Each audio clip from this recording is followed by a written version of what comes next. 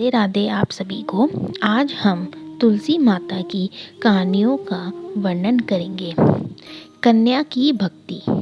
एक कन्या थी। जब वह थोड़ी बड़ी हुई और उसको समझ आने लगी, तब से ही वह तुलसी माता जी की पूजा करने लगी। उसके प्रतिदिन का नियम था कि तुलसी माता जी का पूजन करने के बाद ही खाना खाती थी।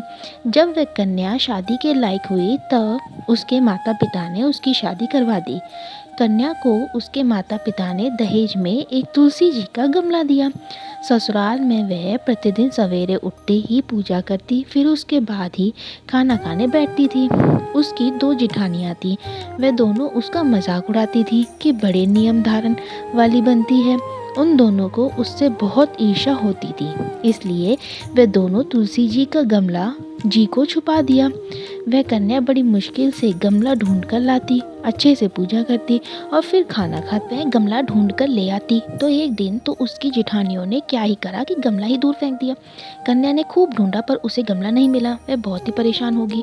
उस दिन तो उसने खाना भी नहीं खाया। उसका नियम जो था, उस कन्या की सच्ची भक्ति देखकर तुलसी माता उससे बड़ी प्रसन्न हो गई और उसके कमरे में तुलसी माता का गमला प्रकट हो गया। अगले दिन सुबह जब वह उठी तो क्या देखती है कि उसके खाट के चारों कोनों पर तुलसी माता का गमला रखा हुआ है। यह देखकर वह बहुत प्रसन्न हो गई। अब मेरी तुलसी माता को कोई नहीं चुरा सकता। पूजा करने के लिए भी कहीं और नहीं जाना पड़ेगा और कोई मेरी तुलसी माता को फेंकेगा भी नहीं। वह तो जल्दी से उठकर स्नान करती और माता जी का पूजन कर लेती।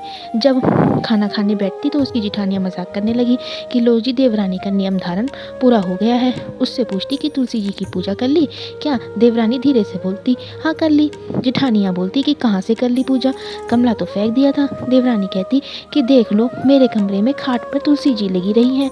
जिठानियाँ बहुत शर्मिंदा हुई और बोली कि देवरानी तेरी भक्ति सच्ची है, हमने तुझे परेशान किया है, हमें माफ़ कर दे। देवरानी ने उन्हें माफ़ कर दिया।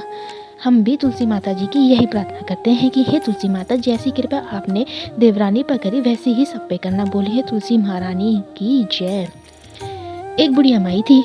उसको तुलसी पूजा करने का नित्य नियम था। वह प्रतिदिन खाना खाने से पहले पूजा करती थी और उसके बाद खाना खाती थी। वह तुलसी माता से प्रार्थना करती थी, हे तुलसी माता, खीर का भोजन देना, पाट पीताम्बरी का वास देना, योगियों जैसी मोती देना, स्वर्ग का वास देना, राम लक्ष्मण का कंधा देना, सीता जी की चाल चलवा देना। यह सुनकर तुलसी जी को सूख कर रह गई।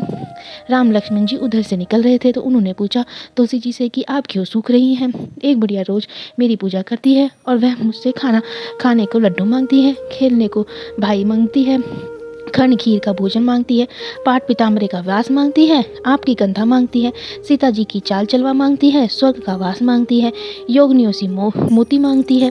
बाकी सब तो मैं दे दूंगी, पर आपका कंधा कहाँ से दूंगी? और सीता जी की चाल चलवा रही है। राम जी और लक्ष्मण जी तुलसी जी से बोले कि आप हरे भरे रहो, सब हो जाएगा। कुछ दिन बाद बुढ़िया माई मर गई। लोग इकट्ठे होने लगे क्यों ले जाने के लिए। उसकी तैयारी करने को उठाने लगे तो वह इतनी भारी हो गई कि उसको लोग उठा भी ना पाए, उसको हिला भी ना पाए।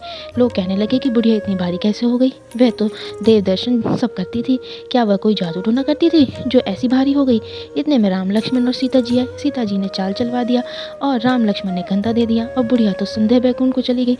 हम भी तुलसी माता जी से प्रार्थना करते हैं कि हे तुलसी माता जी, जैसी समृद्धि उसको दी वैसी समृद्धि सबको देना। बोलिए तुलसी महारानी की जय। राधे राधे।